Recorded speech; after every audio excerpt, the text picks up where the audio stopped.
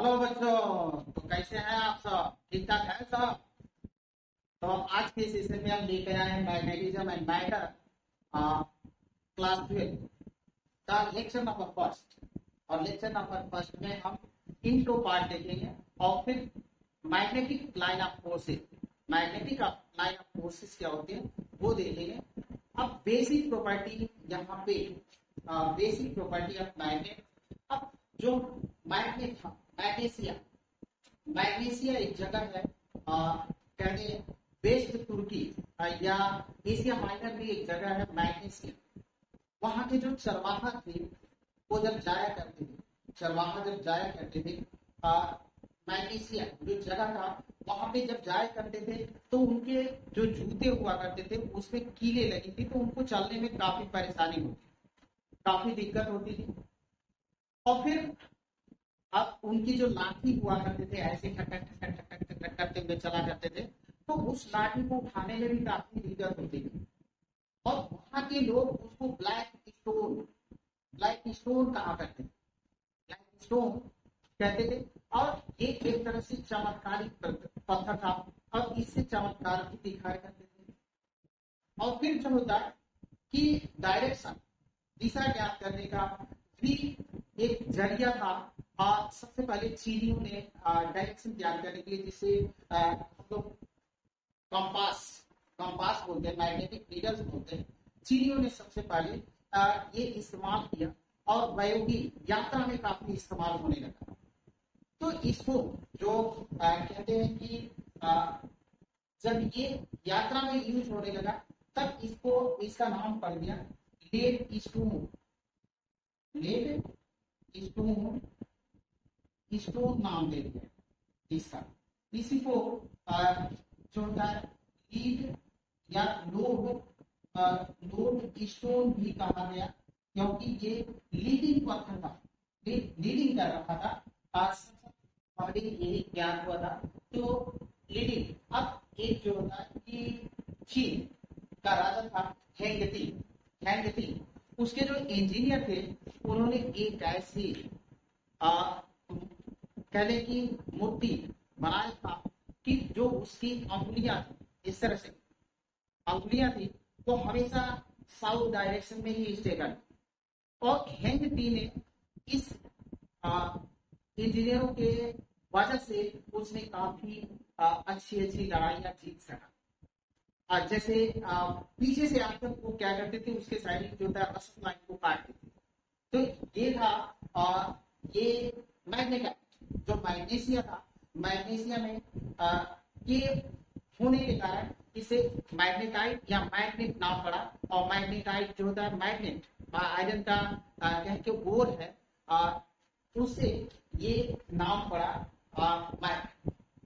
और मैग्नेट जो natural magnet होते हैं वो इरेगुलर शेप के होते हैं, रेगुलर शेप के नहीं होते हैं। तो फिर क्या होता है कि आर्टिफिशियल, क्योंकि हमें जो डिजायर्स नीड्स होती है उसको फुलफिल नहीं करते हैं, उसको पूरा नहीं करते हैं, तो हमें आर्टिफिशियल मैग्नेट की जरूरत होती है। और आर्टिफिशियल मैग्नेट है हमारा, जैसे यहाँ पे ये तो बार मैग्नेट है, ये बार मैग्नेट है, ये हार्स है या यू शेप है, क्या है यहाँ पे ये सिलिंड्रिकल मैग्नेट, सिलिंड्रिकल मैग्नेट है। अब आता है मैग्नेटिक फील्ड।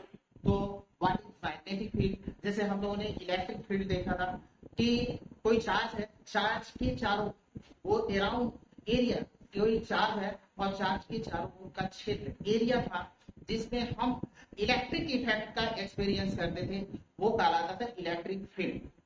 और इलेक्ट्रिक फील्ड का जो एक्सपीरियंस होता था हम वहां करते थे टेस्ट चार्ज, टेस्ट चार्ज था।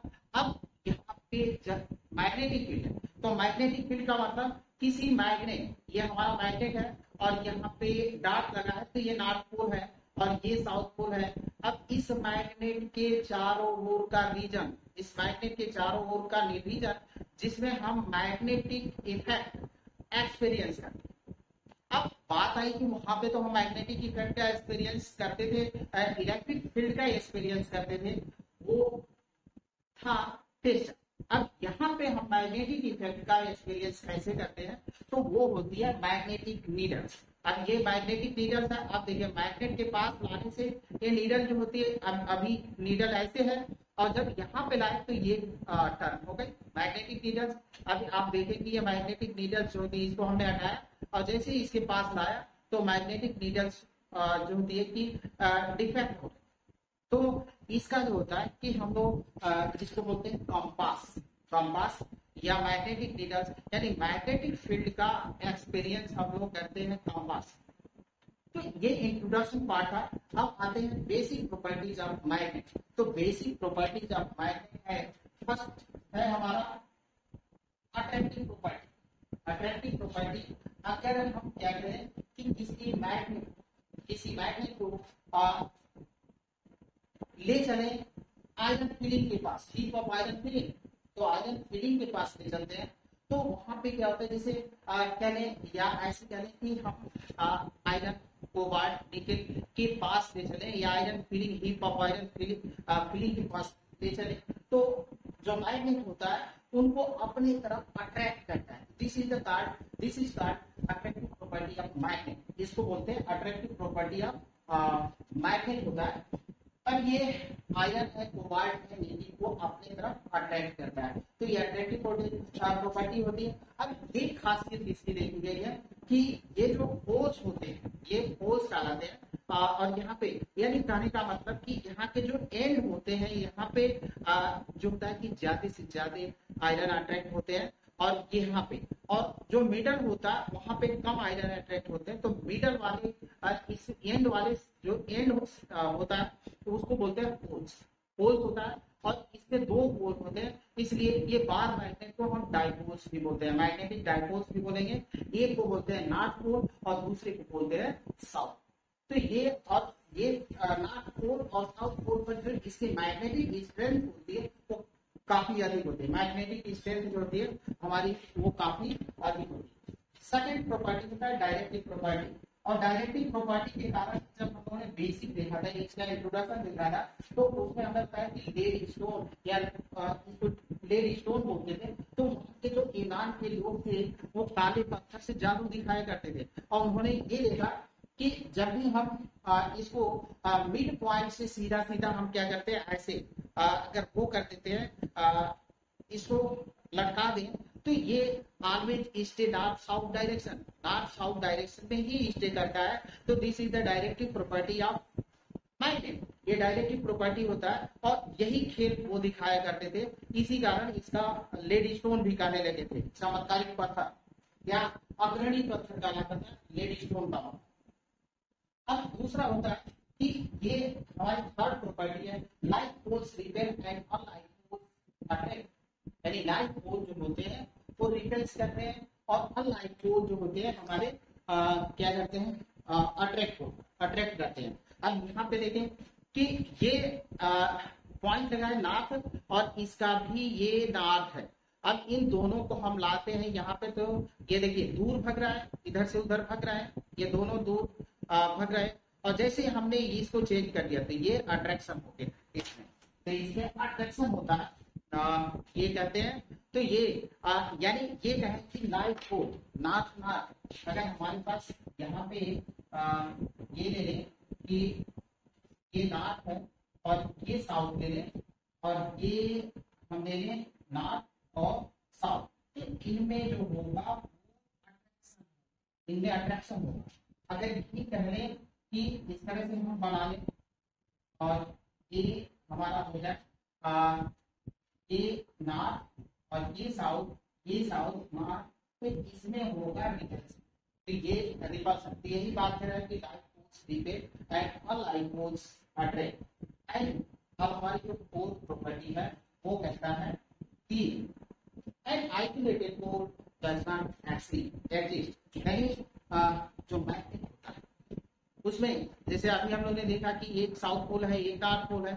अगर एक आप ये सोचे कि एक सिंगल पोल का एग्जिस्ट करेगा तो सिंगल पोल इसमें एग्जिस्ट नहीं करता। अगर इसको हम चाकू से लेकर ऐसे काट दें तो फिर क्या होगा, जितने भी पॉइंट हो गए, जितने भी छोटे छोटे टुकड़े बनेंगे वो सब के सब एक अलग मैग्नेट होता है, उसमें भी नॉर्थ और साउथ पोल होगा। यहाँ तक कि इसका जो छोटा पार्ट भी एटम को हम क्या करें, इलेक्ट्रॉन में प्रोटॉन में डिवाइड करते हैं, उस वो इलेक्ट्रॉन और प्रोटॉन भी जो होंगे वो भी जो होते हैं मैग्नेट के, उसमें भी नॉर्थ और साउथ पोल होगा। यानी एटम या इलेक्ट्रॉन जैसे भी इसको हम तोड़ दें छोटे छोटे, तो ये मैग्नेटिक बिहेवियर इसका होगा। A single pole does not exist, यानी ये कह रहा है isolated pole does not exist। अब हमारा अगला जो टॉपिक है magnetic field lines, very good और बहुत ही इंपॉर्टेंट टॉपिक है। हम लोग इलेक्ट्रिक लाइन आप कोर्सेज भी देते हैं, तो इलेक्ट्रिक लाइन आप कोर्स में इलेक्ट्रिक फील्ड में जब हम किसी पॉजिटिव टेस्ट चार्ज को रख देते हैं और वो पॉजिटिव टेस्ट चार्ज स्पेस में जिस पाथ को फॉलो करता है, जिस पाथ को फॉलो करता था वो कहलाता था हमारा electric line of force, electric line of force है।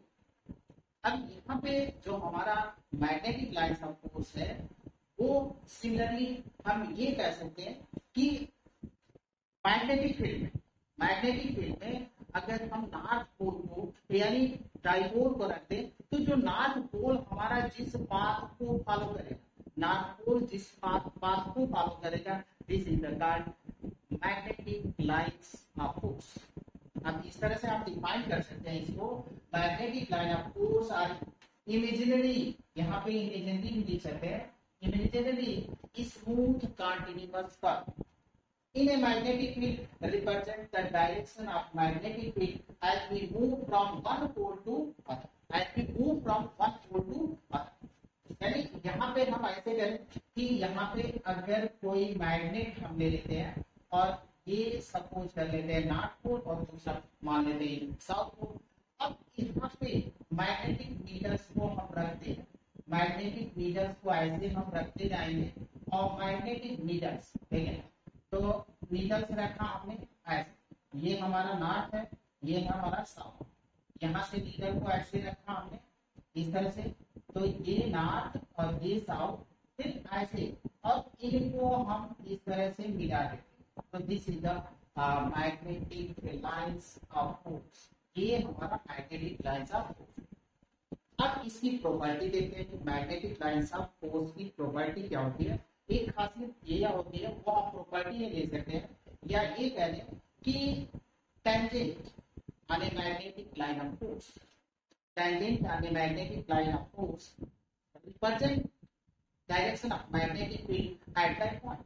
अगर यहाँ पे अगर किसी पॉइंट पर अगर हम टेंजेंट ड्रा कर लेते हैं तो वो टेंजेंट उस पॉइंट पर मैग्नेटिक फील्ड के डायरेक्शन को रिप्रेजेंट करता है। यही बात अब आगे तो हम लोग उसको एक प्रॉपर्टी में रख लेंगे। यहाँ पे देखते हैं कि पहली प्रॉपर्टी क्या कहती है कि magnetic line of force start from north pole and end at the south पोल।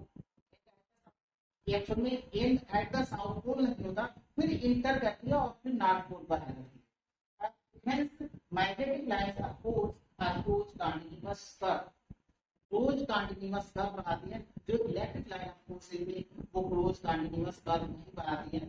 यहाँ पे हम देखें कि अगर हम एक मैग्नेट ले और इस मैग्नेट ये हमने ले लिया एक मैग्नेट और इस मैग्नेट ये नॉर्थ हमने ले लिया और ये हम साउथ, अब मैग्नेटिक फील्ड लाइन जो होती है वो यहाँ से निकली नॉर्थ पोल से ऐसे आई और ये साउथ पोल में इंटर।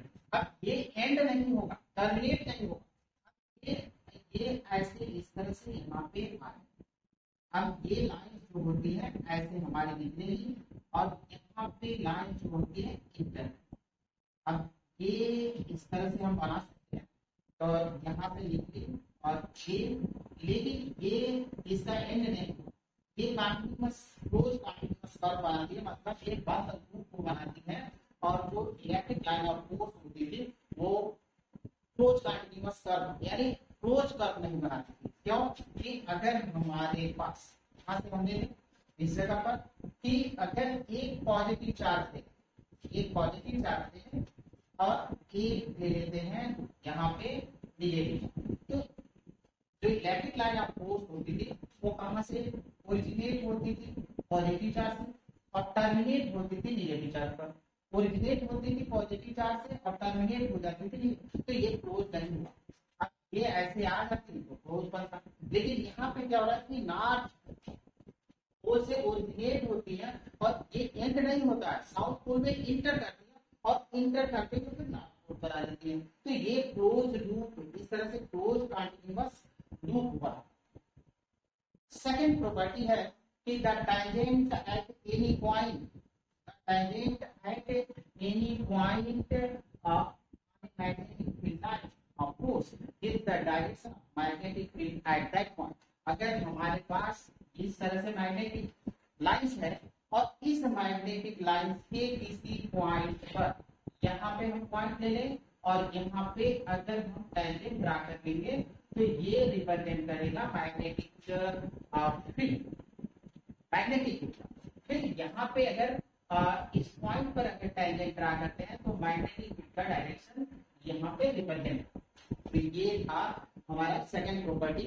अब आते हैं थर्ड प्रॉपर्टी पर, no two magnetic line, no two magnetic lines of force can intersect each other, यानी दो magnetic lines of force does not intersect, intersect नहीं करती। अगर इफ दे इट, अगर ऐसा करेगी तो हम पे at point of intersection we draw two tangent, we draw two tangent, यानी ये ऐसे ले लें और दूसरा।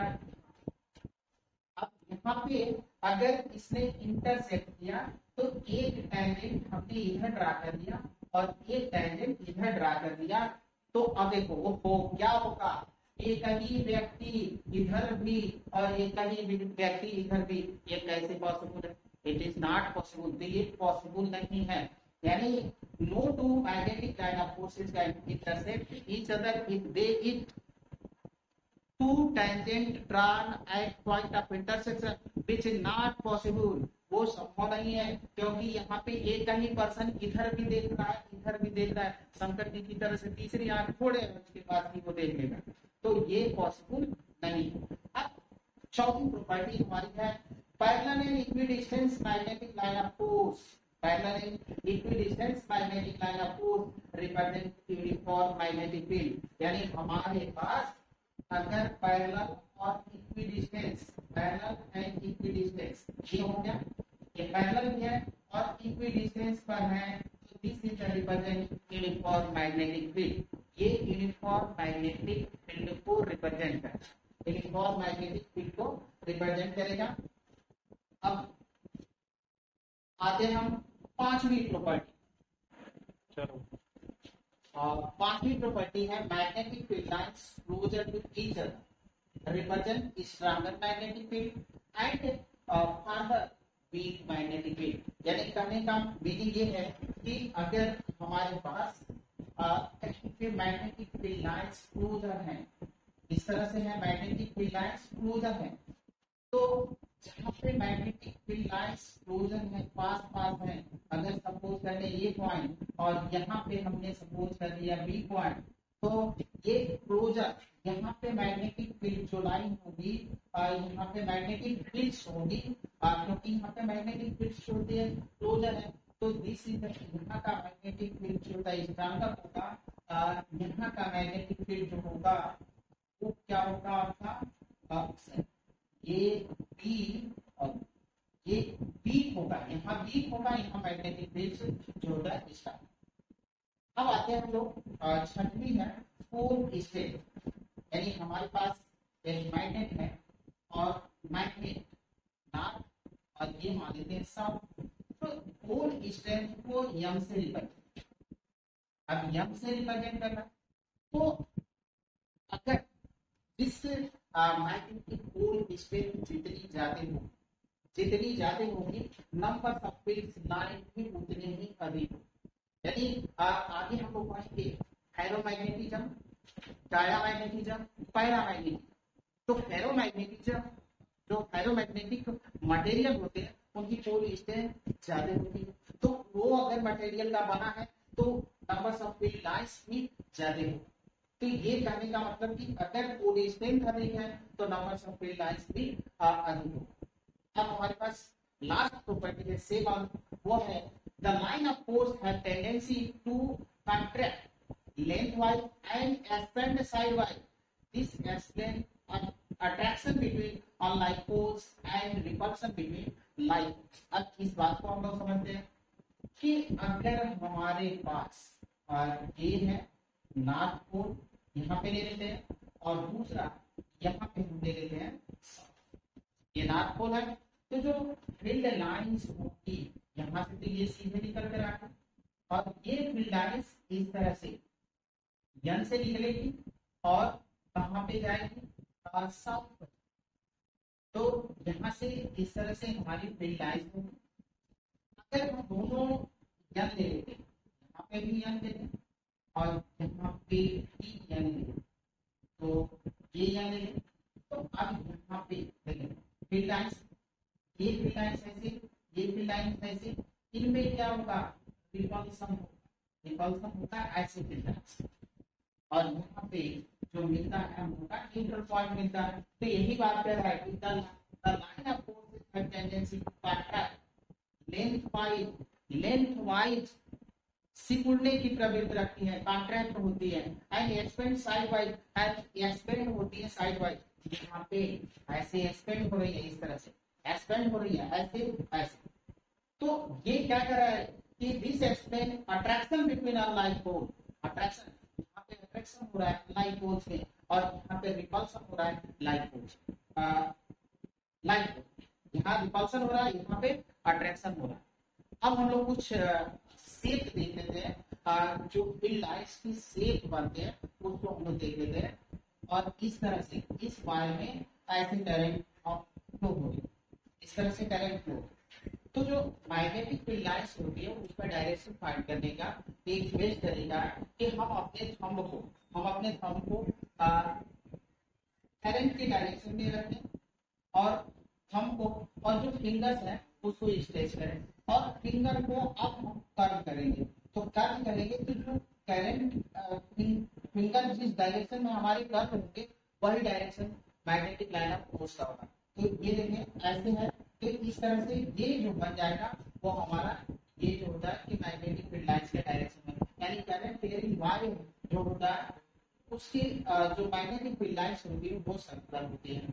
अगर हमारे पास कोई सॉलिनॉइड है, और जैसे ऐसे सॉलिनॉइड है, और इस सॉलिनॉइड में ये सॉलिनॉइड हमारा, और इस सॉलिनॉइड में हम यहाँ पे देखते हैं, और जब ये देखते हैं तो यहाँ से जो करंट है हमारी, ये देखिए कि इस एंड पर करंट जो होता है क्लॉकवाइज मूव कर रही है, तो क्लॉकवाइज मूव करेगी, तो उस कंडीशन में ये जो होता है ये एंड साउथ पोल बना, ये तो जो दूसरा एंड होता है नॉर्थ पोल बनाएगा, ये साउथ बनाएगा, ये दूसरा नॉर्थ बनाएगा। अब आते हैं कि अब जो मैग्नेटिक फील्ड का रिप्रेजेंटेशन है वो दो तरह से होता है, एक तो क्रॉस होता है और दूसरा जो होता है हमारा डॉट होता है। क्रॉस का मतलब magnetic field lines perpendicular to the plane of the paper directed inward. अगर क्रॉस है तो डायरेक्टेड इनवर्ड है। अब यहाँ पे हमने थंब को रखा और क्लिक कर दिया, तो ये मैग्नेटिक फील्ड लाइंस होती है, कैसे होती है, आपकी मैग्नेटिक फील्ड लाइंस का डायरेक्शन होगा इस तरह से। और फिर वही चीज की जो हमारी सोलिनॉइड है, हमने देखा इस एंड पर एंटी क्लॉकवाइज डायरेक्शन में करंट फ्लो हो रही है, तो ये नॉर्थ एंड होगा, ये साउथ होगा। तो यहाँ पे एंटी क्लॉकवाइज डायरेक्शन में करंट फ्लो हो रही है, तो ये नॉर्थ एंड बनाएगा। और फिर डाट अगर कहीं पे रिप्रेजेंट है, तो डाट है तो हम क्या करेंगे, देखेंगे मैग्नेटिक फील्ड लाइंस को, ये देखा कि ये डाट हमारा। अगर डाट है तो ये देखेंगे कि magnetic field lines perpendicular to the plane of the paper directed outward. अब ये आउटवर्ड यहाँ पे, तो थंब को हम इस डायरेक्शन में किया और फिंगर को कर्व किया, तो ये देखिए ये जो मैग्नेटिक फील्ड लाइंस का डायरेक्शन होगा। अब यहाँ पे जो बना रखे हैं वो सर्कुलर रूप है, सर्कुलर रूप का यहाँ पे ये भी होता है सर्कुलर रूप का, ये हमारा सर्कुलर रूप, इस तरह से सर्कुलर रूप है।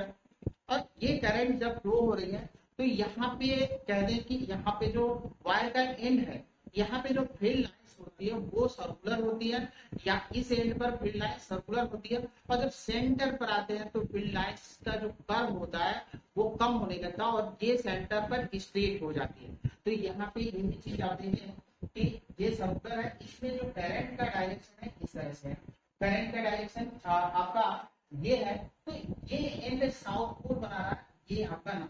तो हम लोगों ने ये देख लिया कि नॉर्थ पोल से मैग्नेटिक फील्ड लाइंस जो होती है वो ओरिजिनेट होती है और साउथ पोल पर एंड होता है और फिर एंड होकर नॉर्थ में इंटर करती है। तो ये यहाँ पे नॉर्थ है, ये साउथ है, तो अब नॉर्थ से ये निकल रही है तो ये ऐसे आ रही है, फिर ऐसे आ रही है, अब यहाँ पे नॉर्थ में ऐसे निकल रही है, ऐसे निकल रही है और फिर साउथ में इनका इंटर हो रहा है। तो ये था मैग्नेटिक फील्ड लाइंस की प्रॉपर्टी। मैग्नेटिक फील्ड लाइंस क्या होती है और फिर बार मैग्नेट की प्रॉपर्टी देखें। Thank you.